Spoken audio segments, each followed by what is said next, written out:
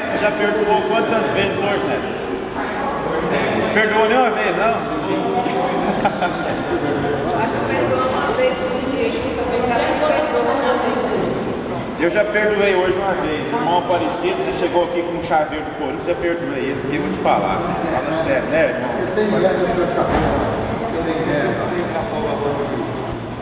Meus irmãos, 177 é o tema da lição, né?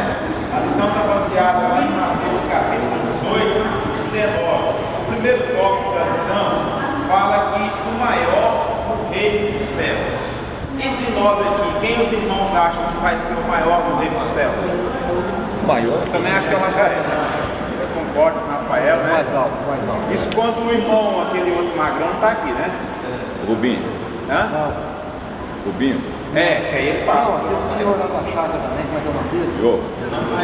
O Iorra acho que vai ser maior do que nós no céu. Rafael ficou baixinho, velho. Era ficou velho. Mas Deus mede o homem, não mede o pé para a cabeça, da cabeça para cima. Então o mais baixo é maior mesmo. Cada um tem uma tese, né? Meus irmãos, o maior no reino dos céus. Aqui tem o texto diz que naquela hora aproximaram-se de Jesus os discípulos, perguntando quem é porventura o maior no reino dos céus. Interessante, né? Os discípulos andavam com Jesus, aprendiam com Jesus, comiam, dormiam, conversavam coisas que não estão aqui, que nós não sabemos, né, que tinha essa liberdade, mas mesmo assim, algumas coisas ainda não tinham entendimento. Quem é, Senhor, o maior no reino dos céus? Será que Pedro pensou, deve ser eu, né? Ou é João, ou é Tiago, ou é Mateus? Quem será o maior no reino dos céus? Ou será que eram os 12 que andavam com Jesus? Né? Então, nós, desse versículo, no versículo do capítulo 18, verso 1 ao 14, nós temos já lições bem preciosas para a nossa vida. A primeira lição que nós tiramos dessa lição: o crente tem características, deve ter características de uma criança, porque Jesus disse para eles o seguinte: ele disse que, chamando uma criança, colocou elas aonde? No meio deles, e disse em verdade que se vocês não se converterem, não vos tornareis como crianças, de modo algum entrarei no reino dos céus. Primeiro, Jesus vai perguntar quem seria o maior. Eu acho que se tivesse aqui, só nós e Jesus agora, e um de nós perguntasse: Senhor, qual de nós aqui é o maior no reino dos céus? Talvez alguém ia ficar assim: esse cara está achando que ele é para estar perguntando isso. Será que ele está pensando que ele que é o bom? Né? Então já geraria um ciúmezinho entre um ou outro. Mas aí, Jesus, com a sua sabedoria, diz o que para eles? Que vocês precisam se converter. Né? Aí nós paramos para pensar. Não há disputa de maior ou menor, de pior ou melhor, né? Mas a nossa ação diante de Deus, de Cristo, é se converter. Mas eles não andavam com Jesus, não conheciam Jesus. Como é que eles precisavam se converter? E aí? Que conversão seria essa? Algum irmão quer se arriscar aí? Coração, muito bem, irmão de Deus. Obediência. Gersina, podia falar? Não, né? Sabedoria. Pois bem, quando Jesus então fala para eles que eles precisavam se converter, assim como também diz a nós o texto, Jesus, para exemplificar, fez o quê? Pegou uma criança e colocou lá no meio deles. Gente, olhando para uma criança, nós aprendemos que nós temos que ter características de uma criança para podermos herdar o reino de Deus. É isso que Jesus aqui está dizendo. Que características são essas? Simplicidade, humildade, pureza, sinceridade, fragilidade e confiança. Não é verdade? Quão humilde e quão simples é uma criança, né? Você às vezes trata ela de um jeito, umas palmadinhas, uma bronca, um castigo, daqui a pouco ela já perdoou você. Torna aquele conjunto familiar do mesmo jeito. Outro fato interessante de observar numa criança é a confiança que a criança tem. Nós que somos pais, quando ainda pequenos, nossos filhos, né? Você põe ele às vezes assim, num lugar alto, pode pular, não fica de seguro, né? E ele vai, daqui a pouco os corajosos pulam e a gente acaba segurando. Por quê? Porque ela acredita que você vai segurar aquela criança. É isso que Jesus está dizendo. Vocês podem confiar em mim, mas tem que ser humilde, tem que ser simples, vocês têm que ter pureza de coração. Então aqui eu vejo que os apóstolos estavam preocupados, talvez um pouco com status, né?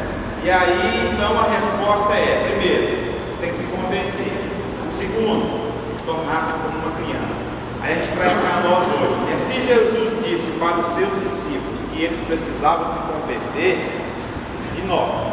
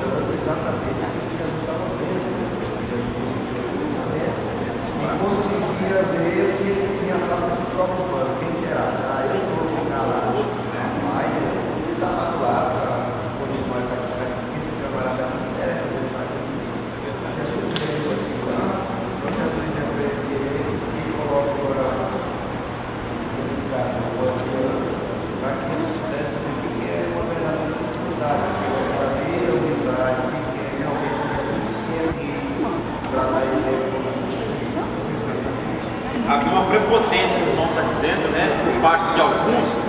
Gente, é interessante, é bom você ser visto, é bom você ser lembrado. A Bíblia diz que honra quem honra, mas não nesse sentido, né? Mas que Jesus queria realmente que eles se tornassem humildes. Quando Jesus põe ali uma criança entre eles, olha só o contraste. Senhor, quem será o maior do reino de Deus? Aí Jesus pega uma criança pequena e coloca na frente deles. Vocês querem ser o maior? Seja como essa criança. Então a disparidade é muito grande, por exemplo, que Jesus usa, né? Então aqui o interessante de fato ele coloca aqui, a situação que ele coloca. Segundo, Jesus tem papel central na vida do homem e não dos anjos. Porque o autor vai trabalhar uma questão interessante um pouco mais à frente, no versículo 11, ele fala o seguinte, 18, 11, ele fala assim, verso 10 e 11: Vede, não desprezeis a qualquer destes pequeninos, porque eu vos afirmo que os seus anjos nos céus veem incessantemente a face de meu Pai Celeste, porque o Filho do Homem veio salvar o que estava perdido. Jesus aqui, quando ele repreende a questão do maior ou do menor, do mais importante ou menos importante, lá um pouco mais à frente, depois que ele usa a palavra dos tropeços, ele vem também falando da ovelha perdida. Aí ele mostra para os discípulos que essa não deve ser preocupação, mas a preocupação tinha que ser: Jesus é o centro da nossa vida, da nossa fé, da nossa confiança e do nosso aprendizado. É isso que Jesus estava dizendo para eles. Por quê? Porque lá no verso que nós vimos agora, ele fala: Vede, não desprezeis a qualquer destes pequeninos. Alguns teólogos, alguns estudiosos afirmam que esses pequeninos poderia tratar-se de duas classes de pessoas. Uma, a própria criança, usada como exemplo momentos antes, ou os novos na fé, aqueles que haviam acabado de se converter. Alguns defendem que pode se referir às duas classes de pessoas. Mas se for, não tem problema. Por quê? Porque tanto as crianças como os novos na fé têm o mesmo parecer. Como a gente é inocente no começo da fé, né? Nos primeiros dias de fé, eu tinha uma vontade de pregar, meu Deus do céu. Eu era louco para pregar e cantar. E aí eu falava assim, eu me converti, aí eu batizei e pensava: nossa, deve ser eu que vou pregar domingo que vem. Eu achava que era assim que acontecia, né? E aí eu ficava com medo, eu comecei a estudar a Bíblia, comecei a ler a Bíblia com medo de alguém mandar eu pregar. Mas aí, nós tínhamos um trabalho no Setor Brasil, a Gersina conhece lá, Miracema muito bem. E aí então o irmão Getúlio conduzia um trabalho no Setor Brasil, um setor muito carente. Nosso culto era 3 horas da tarde. E aí era 4 da tarde, a gente ia 3 para de rua em rua distribuir folheto e convidar para o culto. Então era baixinho dele, quente demais. Aí o dia falou assim: domingo que vem você vai pregar. Ah, aquela semana, boa semana de oração e falta de sono e tremedeira e tanta coisa, né? Mas assim começou os primeiros passos da fé. A gente é muito inocente no começo da nossa fé, não há malícia, nós não temos um problema sério, que é, eu vejo um problema hoje, essa nossa acomodação como cristãos que nós somos, e aí então a gente acaba perdendo justamente isso, essa humildade, a gente perde essa humildade diante do Senhor, e a gente passa a desprezar os pequeninos. Por quê? Quando a gente começa a pensar que a gente sabe demais, que a gente é bom demais, a gente começa a deixar o quê? As características da criança, a humildade, pureza, sinceridade, confiança. Aí a gente confia mais na gente mesmo do que em Deus, né? E é justamente isso que Jesus está ensinando. Precisam confiar em mim, porque eu é que sou o centro da atenção de vocês. Não preocupem quem vai ser o menor ou quem vai ser o maior no reino dos céus. Mas vocês devem ser crianças, se vocês quiserem herdar o reino dos céus. Realmente, meus irmãos, nós temos que a cada dia nos despertarmos para isso, né? Procurarmos ser como criança. E nesse ponto aqui eu quero parar um pouquinho e chamar a atenção dos irmãos. Por quê? Surge uma palavra aqui interessante. Eu vos afirmo que os teus anjos nos céus veem incessantemente a face de meu Pai Celeste. Então existe anjo da guarda? Eu cresci aprendendo assim, no catolicismo, que nós temos o anjo da guarda, né? Existe anjo da guarda, meus irmãos? O anjo? O texto que está falando.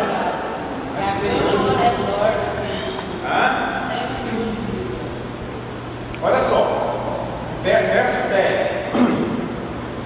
Vede, não desprezeis a qualquer desses pequeninos, porque eu vos afirmo que os seus anjos nos céus veem incessantemente a face do meu Pai Celeste.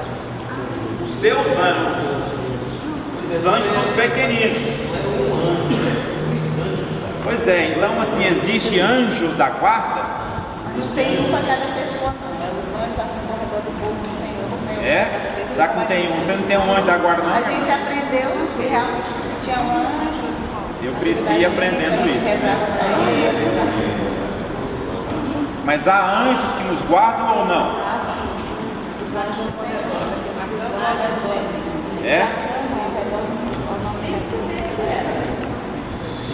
Agora vem com o texto.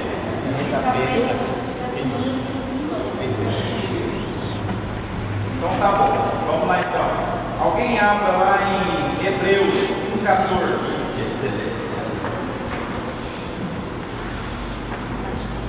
Hebreus 1,14.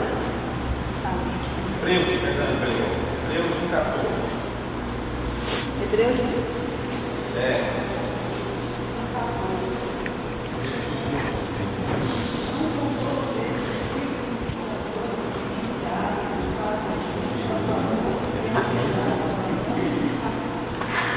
Eu provei, meus irmãos?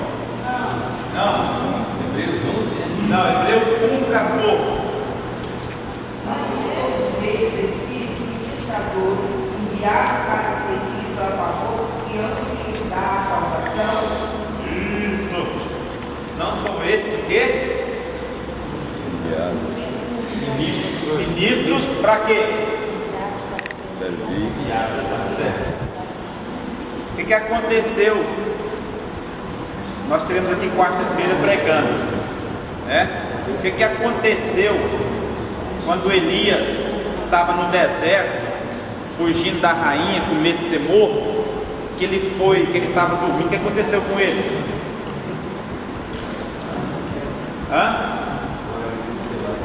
O anjo desceu, despertou Elias e o serviu.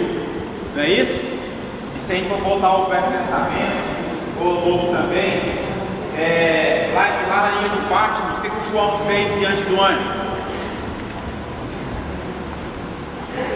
Ele se dobrou diante do anjo. O que o anjo disse para ele?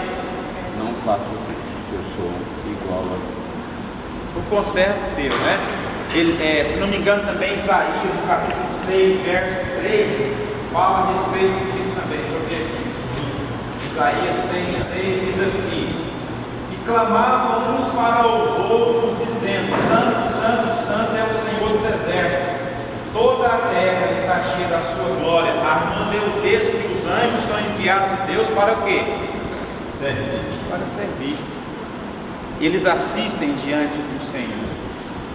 A Bíblia diz que os anjos do Senhor acampam ao redor daqueles que O temem. Então, meus irmãos, eu tenho uma pausa aqui, porque nós sabemos que algumas pessoas têm o hábito de cultuar a anjos. Os anjos existem? Existem para serviço do Deus vivo, tá certo? Por que não podemos cultuar a anjos? Porque lá no verso 11, Jesus fala o seguinte: porque o Filho do Homem veio salvar o que estava perdido. Então o papel de salvação só cabe a Jesus, não cabe a anjo. Por isso que eu não posso orar a anjo, pedir a anjo, cultuar a anjo. Não, quando algumas pessoas se prostraram diante de alguns anjos, ele fala: levanta, rapaz, eu sou conservo teu, sou igual a você. Então eu não posso adorar anjo. E eu conheço algumas pessoas que têm o hábito de orar para anjo, pedir coisa para anjo, e eles não têm esse poder de salvação. A Bíblia diz que Jesus falou assim: Jesus foi quem veio salvar o que se havia perdido. Mas uma oração que a pessoa pede em nome de Jesus, que ele acolhe os anjos do Senhor. Não. Aí não precisa nem pedir, porque já está acampado. A Bíblia diz que já está acampado, Eles acampam, Meus irmãos, tranquilo? Só porque às vezes, alguma duvidazinha, então essa questão de anjo aí, são ministros de Deus, assistem diante do trono de Deus, por isso nós não nos dobramos diante deles, porque nós temos um Jesus que diz: eu vim para salvar o que se havia perdido. Então, quando a gente tem essas características de uma criança, simplicidade, humildade, pureza, sinceridade, fragilidade, confiança, e essa confiança não é da igreja, não é do irmão, não é do pastor, essa confiança é somente em Cristo. Nele nós podemos lançar toda a nossa vida aos seus cuidados, e Ele há de cuidar de nós. Outra lição que nós tiramos também do texto, lá no segundo tópico da lição, fala paciência e compreensão, versos de 15 a 27. Esse irmão deve ter em casa, mas ele vai tratar o seguinte: como se deve tratar o irmão culpado. Como é que eu trato o irmão culpado? O irmão Aparecido, ele é corintiano, ele é culpado. Como é que eu devo tratar esse irmão? Perdão, chibatada, né? Sério. Corintiano tem que apanhar. Começando pela minha filha, que é corintiana também, Meus irmãos, como tratar o irmão culpado? Irmã Valena, fala aí. Primeiro a gente tem que exortá-lo, Isso. A gente não pode continuar deixando ele fazer coisa errada se a gente sabe que está errado. Exatamente. A Bíblia nos diz que nós devemos aconselhar, exortá-lo em amor. Se o irmão tiver consciência de que está errado, arrependido e abandonar o seu erro, aí a gente continua aconselhando e próximo. Mas se o irmão disser não tem nada a ver com a minha vida resolvo eu, ele deve ser disciplinado. Você dá uma palavra que a irmã usou, em amor. Os irmãos precisam dizer seu amor a todo tempo. Eu ainda novo de crente, eu fui nomeado para fazer parte de uma comissão de disciplina de uma igreja que eu fiz parte.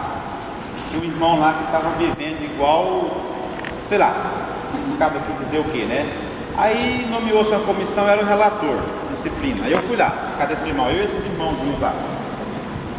E eu estava aprendendo a Bíblia, e esse irmão era bom de Bíblia, pensa, não ficava bom de Bíblia. Ainda, sabe todinha a Bíblia, né? Aí fomos lá, sentamos com ele, conversamos, orientamos, mostramos o pecado dele, explicamos o que tinha que fazer, se arrepender, tal. Ele pegou a Bíblia, rapaz, passou para mim, disse que eu que estava errado, né? Porque a Bíblia lá dava direito de ele fazer aquilo que estava fazendo, né? Então eu falei, não, meu irmão, você está interpretando, usando um texto para fazer um pretexto, não está errado isso aí. Aí levamos para a igreja fez o que tinha de fazer, como a irmã Valena falou, mas mesmo assim a igreja continuou ensinando, apoiando, ajudando, e até hoje ele não firmou, isso já faz uns 15 anos mais ou menos, né? Ele sempre usa de algo da Bíblia, da maneira que ele entende que deve ser, para poder justificar os seus atos errados. Então, como tratar o irmão do mal? Primeiro, a irmã falou a questão do amor, né? O verso 20 fala assim: em verdade também vos digo que se dois dentre vós sobre a terra concordarem a respeito de qualquer coisa, e porventura pedirem, ser-lhe-ás concedida do meu Pai que estás nos céus.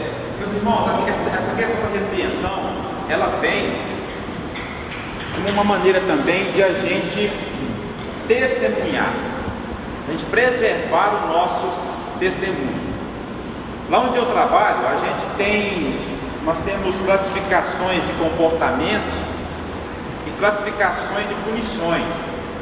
Essas punições e comportamentos, elas servem para justamente incentivar você a mudar de lugar. Tantos anos comportamento X, punição tal, equivale a isso. Então elas são feitas para você ficar atento e se disciplinar em relação ao seu testemunho, aos seus subordinados e também aos seus superiores. A repreensão foi dada há pouco por Jesus pelos discípulos. Alguém estava querendo ser o tal, alguém queria ser maior, ninguém queria ser menor. A pergunta não é essa, né? Senhor, quem será o menor? Não, todo mundo queria ser grande no reino dos céus. E aí Jesus fala, repreende eles: não, vocês têm que se converter, rapaz. Esse negócio aqui não, aqui ninguém vai ser maior nem menor. Vocês têm que se converter para poder entrar no reino dos céus. Então a questão da repreensão ao irmão errado, que fez pecado, justamente isso, a questão dos testemunhos em relação à nossa atitude. Verso de 15 a 17 fala assim: tendo-lhes imposto as mãos, retirou-se dali. E eis que alguém, aproximando-se, lhe perguntou: mestre, que farei de bom para alcançar a vida eterna? Perguntou-lhe meu Jesus: por que me perguntas acerca do que é bom? Bom só existe um. Se queres, porém, entrar na vida, guarda os mandamentos. Antes de falar, perdão, eu pulei lá para frente. Está errado. Se o teu irmão pecar contra ti, vai aquilo. Se ele te ouvir, ganhaste seu irmão. Se não ouvir, chama mais duas pessoas. Se não ouvir, testemunho dos outros três, vai para a igreja. Mas tudo isso aqui é feito com amor. Por quê? Nós fazemos parte de um corpo, que é a igreja. Além da igreja, nós temos a vizinhança, nós temos a nossa família, pai, filhos. Aí nós temos a nossa outra família de irmãos. Aí, como é que fica essa questão? Meu pai era um homem muito crítico, só que ele se converteu. Meu pai dizia assim: meu filho, para ser crente igual pessoa X aí, eu não vou, não, eu sou muito melhor que ele. Porque ele faz coisa que eu não tenho coragem de fazer. Então isso é muito sério. Aí meu pai se converteu no leito da dor, bem aqui na UTI em Palma, 7 dias de UTI, morre, não morre, se converteu ali. Então, meus irmãos, o testemunho é muito importante. Então o irmão está em erro, o irmão, não é espalhar fofoca não, chegar no irmão e achar ele, dar uma palavra dura nele. Continua em erro, outra pessoa, testemunha 2 ou 3 ou 4, não sei, está em erro, olhar para a igreja. Isso é o que está na orientação do texto, mas isso é com amor. Não, vamos degolar o irmão porque ele está em pecado e você bate no peito como se você não tivesse pecado, como se amanhã nós não fôssemos fazer o que o irmão está fazendo. E a Bíblia diz que nós temos que fazer o que todos os dias? Vigiar. Vigiar. Diga, meu irmão.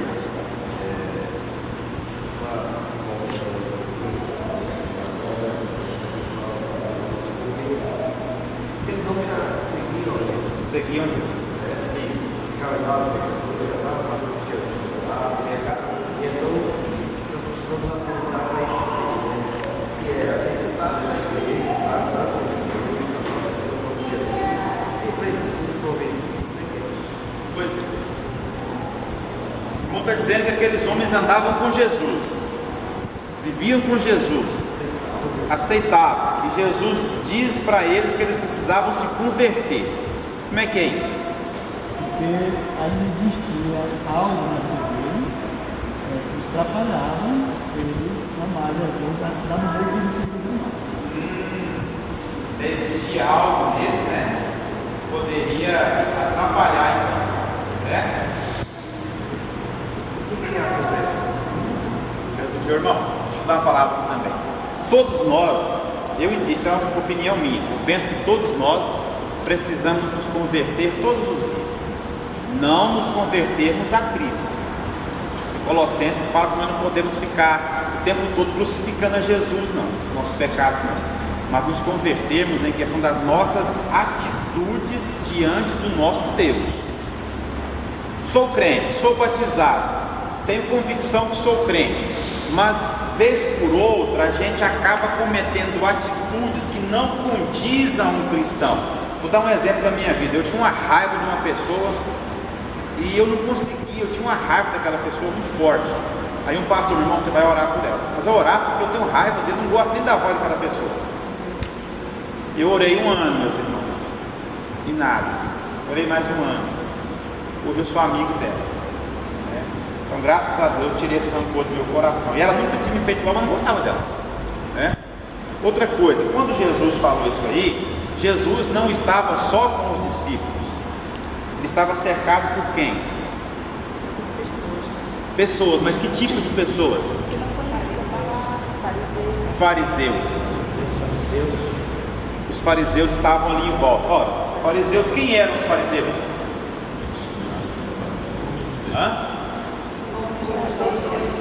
Os doutores da lei, os caras que batiam no peito e diziam, tem que perdoar 3 vezes. O outro dizia que não, descendente de Halim, sei lá, falava assim, não, 6 vezes, 7 vezes, outros não, 10, outros não, 15, né? Então ele estava rodeado ali por pessoas que tinham uma prática religiosa, tinham uma religião, mas não tinham o conhecimento, a essência do reino de Deus. Diga, meu irmão. A pergunta de Pedro está baseada numa experiência que ele já teve no judaísmo, assim. As quantas vezes deveria perdoar? Exatamente, vai entrar nesse ponto agora. Pedro era um excelente judeu, né? E o próximo tópico fala sobre isso. Lá no versículo 21 e 22 vai chegar. 21 e 22 fala o seguinte.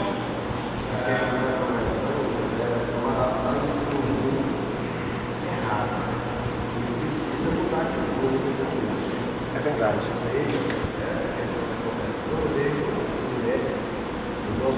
A qualquer momento, a gente vai dar um condenado, né?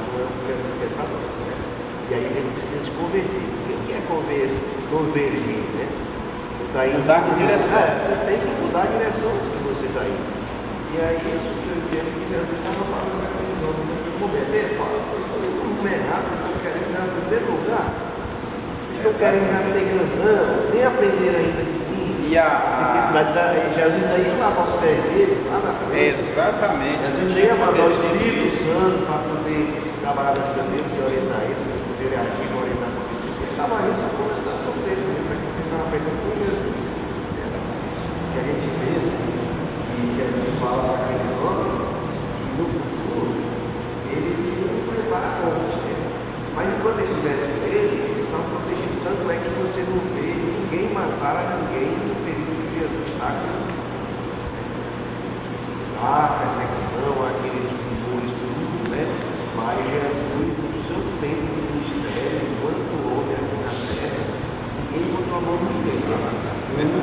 Isso é sobre Pedro, que ele vai lá. E aí ele ainda vai botar o mesmo camarada, até fica imaginando o mesmo botando no lugar que ele tem os meios de tecnologias que fazem coisas desse tipo, né? Que pega aí, faz os efeitos especiais. Aí, então eu fico imaginando para a gente ter uma noção do que aconteceu naquele momento. Jesus não deixou nem que ver, porque Jesus tinha o poder de cegar e o poder de abrir os olhos para ver. Não acredito que ninguém chegou nem a ver Pedro cortando a orelha daquele camarada lá, porque Jesus não deixou. Então, esse poder de Jesus, esse ensinamento de Jesus é tão grandioso para a gente, de forma que a gente fica até meio entende superficial. Outra coisa que nessa passagem de Mateus 18, 19, Jesus aproveita esse gancho onde muitas pessoas estavam próximas, onde os apóstolos tinham feito essa pergunta, e ele então vai para uma série de ensinos. E nós vemos aqui que primeiro ele fala dos tropeços, da humildade, da ovelha perdida, aí ele fala da paciência, da compreensão de perdoar, agora fala a questão dos anjos, agora ele vai entrar na questão em si do perdão, porque o verso 21 e 22 fala assim: quantas vezes deve perdoar? Não fala. Pedro disse, até 7 vezes. Ele disse, não, digo para você que até 70 vezes 7. Por que Jesus disse isso? Como eles estavam aqui cercados de pessoas de todas as regiões ali, mais os entendidos da lei, os rabinos, os fariseus, os rabinos ensinavam que tinha que perdoar até 3 vezes. Então Jesus aproveitou um momento ali, testemunhou, é agora. Você tem que perdoar quantas vezes? 7, Senhor? Porque na pouco ele falou que você tinha que repreender o irmão, dar conselho para o irmão, chamar a testemunha, se possível leva para a igreja e corta o irmão. Quer dizer, então peraí, então há um teto de paciência, há um teto de perdão. Aí Pedro chega, alguém chega e diz, Senhor, até 7 vezes, e os rabinos ali presentes, é Pedro mesmo, né? Pede para nome.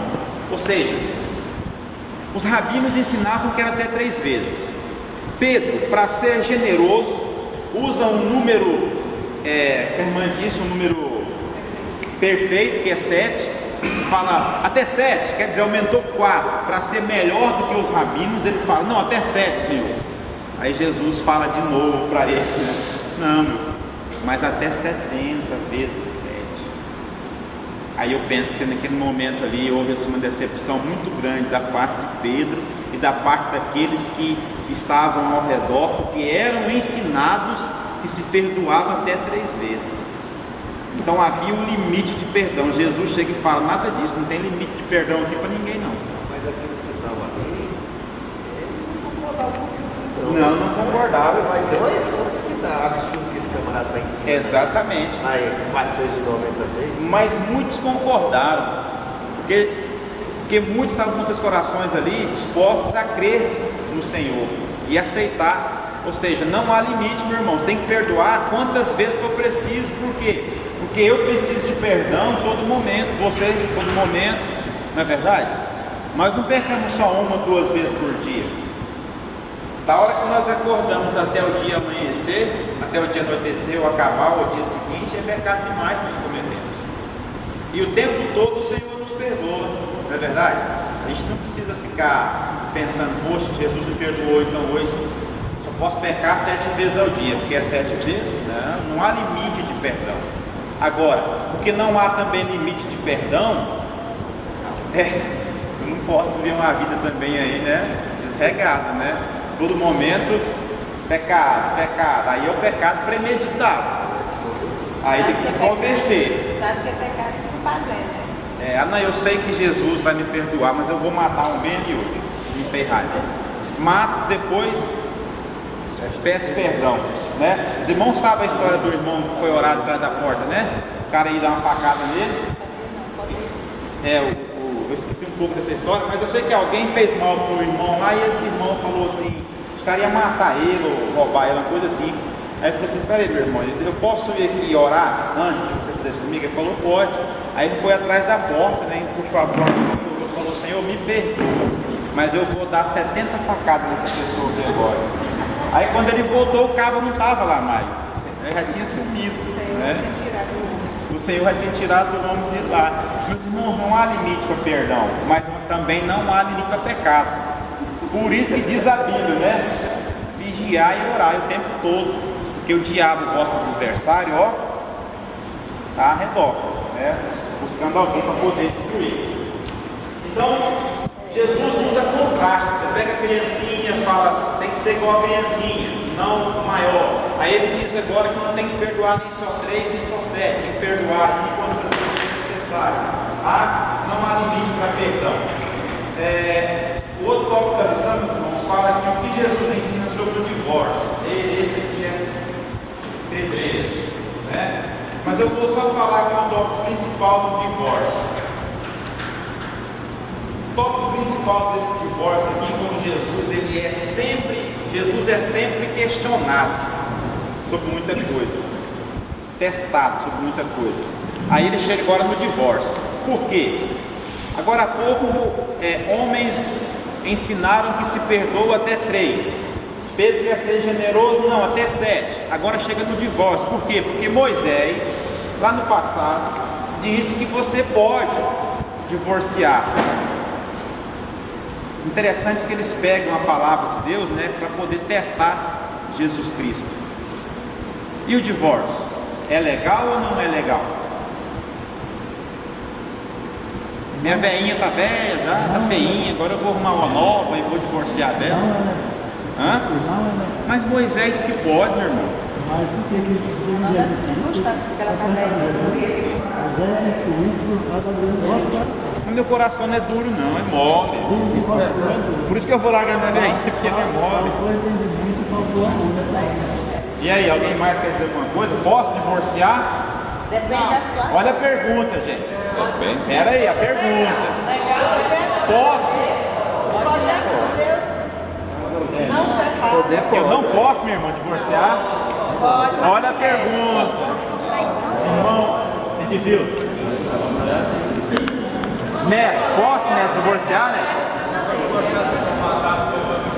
Aí. O Neto que eu posso matar, divorciar, roubar, fazer o que eu quiser. E aí, Josué, você que o rosto por Jericó, pode ou não pode divorciar? Devo divorciar? Não. E agora é outra situação, né? Há uma diferença entre poder e dever. Pode, mas não deve. O que Jesus disse? Vou lá, não, vou aqui na Bíblia aqui. Meu irmão, o que Jesus falou para eles? Por que é que eles podiam divorciar? Por causa da dureza de vossos corações foi que Moisés permitiu o divórcio ao homem. Outra vez Jesus vem dizendo, vocês têm que se converter, ser humilde, puro, sincero, tem que confiar em mim. Mas por conta desse coração de vocês que são tão endurecidos, você não consegue entender a essência do Evangelho de Deus, foi dado essa permissão. Acho que no verso 9 aí. Senhor? Verso 9, verso 9. Leia, irmão. Leia aí, tá? Eu, porém, vos digo, quem repudiar a sua mulher, não sendo por causa da relação sexuais ilícitas, e casar com outra, comete adultério. E casar com uma repudiada, comete adultério. Olha só, o problema não é esse. Quando Deus fez o jardim do Éden e colocou Adão e Eva, estava nos planos de Deus que eles fossem expulsos do jardim do Éden? Estava ou não estava? Deus criou o jardim do Éden, colocou Adão e Eva e falou assim, pode fazer o que vocês quiserem, menos fazer isso. Tudo perfeito. O que a Bíblia diz antes disso? E tudo que Deus fez era muito bom, né? De repente o homem errou. Por que o homem errou? Ele não deu ouvido só à voz de Deus, ouviu a voz de Deus, mas acabou ouvindo outras vozes que não era para ouvir também. não é diferente. Deus criou o homem e a mulher para se completarem, ajudadora. E ele diz: ambos serão o quê? Duas carnes diferentes, não é? Uma só carne, meus irmãos. Uma só carne. Só filé. Né? Mas, como sempre, a gente gosta de querer dar uma mãozinha para Deus. E a nossa mãozinha é sempre a mão esquerda, né? Que atrapalha tudo. Então, meus irmãos, o nosso coração, o pecado que há em nós, nosso coração que ainda é duro, comete esses erros, esses vacilos. Não é isso que Deus quer. Tudo que Deus faz é perfeito. Então, mais uma vez, ele é ali, o Senhor é colocado ali em xeque. Vamos apertar esse Jesus aqui agora. Bora ver esse negócio aqui agora. Pode ou não pode, mestre? Aí Jesus vai ensinar aquelas pessoas que, por conta da dureza dos vossos corações, da teimosia, do pecado, do erro que vocês vivem, é que acontece esse tipo de coisa. Já pensou se Jesus fala assim: pode divorciar à vontade? Ei, sério. Já tinha casado umas 10 vezes. Os cabos aí que na caminhonete era 40, vai na concessionária pegar 2 de 20. Pois é, a gente troca de carro aí 3 anos, 5 anos, que o carro fica velho, né? Aí os homens agora querem trocar de mulher toda semana, porque a mulher fica velha. Engraçado que a mulher não tem essa prática como os homens. Tanto assim, né? O homem não fica velho, né? Mas na realidade, meus irmãos, a essência é a criação de Deus. Deus fez tudo bem feito, fez com amor, né? É casar, meu irmão, para viver a veinha, aguentar o veinho até o final, e o veinho aguentar a veinha até o final, né? Tem que ser uma pessoa diferente, né? E não é fácil. Só Deus para ter essa ideia mirabolante. Pegar 2 seres completamente diferentes, colocar debaixo da mesma coberta. Ei, meu irmão, não é fácil. Só quem é casado é que sabe. Não é não, irmão Luiz? Né? Não é fácil não, gente. Não é fácil. Não é fácil, não quer, né?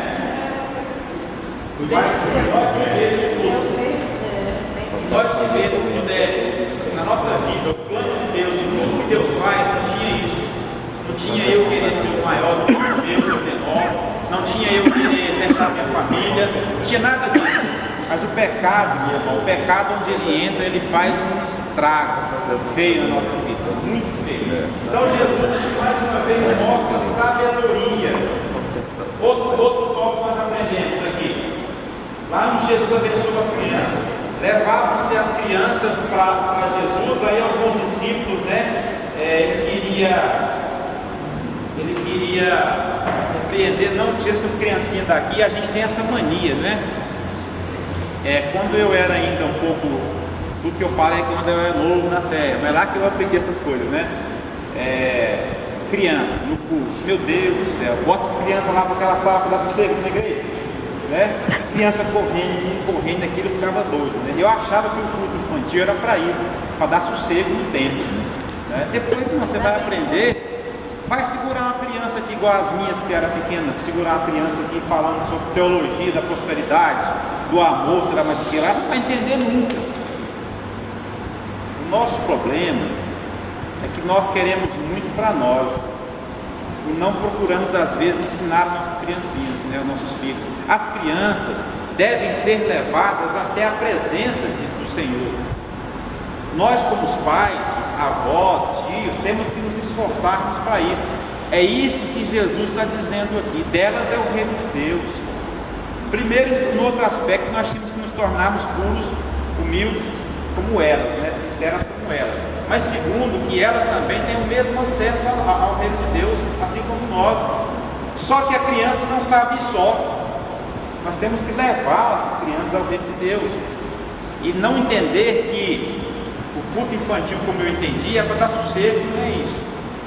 Porque lá elas vão aprender no linguajar delas, apropriado para elas.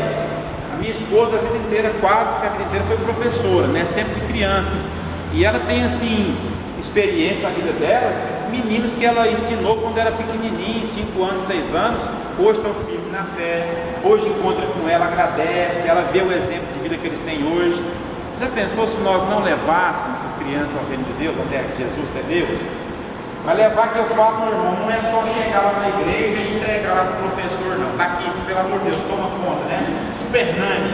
nada disso, né? Mas é levar a pé do Senhor, ensinar em casa, no meio em que ela vive, explicar quem é Jesus, quem é o Senhor, trazer para a igreja, incentivá-la. Nós passamos por isso. Eu não tive esse privilégio, muitos dos irmãos tiveram. E às vezes nós somos como os apóstolos. Quem vai ser o maior no reino de Deus? Israel, normalmente, você está tendo uma questão muito grande na adoração das mulheres. Vocês têm que clamar para elas chegarem até o mundo da iluminação e tem que colocar assim. Elas podem ter esse direito de adorar, mas está causando uma guerra. Ou seja, naquela época, a mulher ela não tinha direito a nada, né? Ela era recriminada. Né? Aí você imagina as crianças meninas, né? Como que elas eram tratadas. E de fato, toda a história, a verdade, as crianças não são tão tratadas como elas deveriam serem tratadas, né? Ser atendidas como deveriam ser atendidas. E eu vejo assim, naquela época, então, se essas crianças, não se sabe se essas crianças que estavam vinculadas, se ela era menina, ou se era menino, se eram os dois juntos, mas não era permitido a criança chegar dentro no assunto como era tratado, sentado. Então, acho que por isso que ela tem que quebrar tudo isso. Né? O cara fala 7 vezes, ele, opa, não é isso aí. Fica mais do que isso.